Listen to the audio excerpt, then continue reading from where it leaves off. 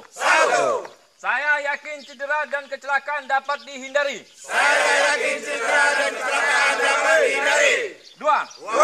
Saya memegang zero insiden sebagai pedoman.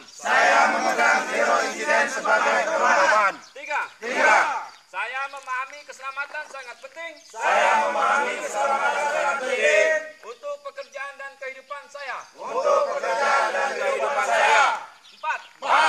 Saya bertanggung jawab atas keselamatan diri sendiri. Rekan dan keluarga. 5.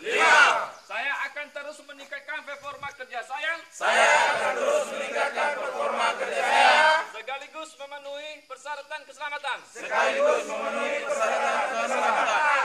6. Saya akan aktif menyoroti praktik kerja yang tidak aman. Dan tidak sesuai untuk memastikan CTP.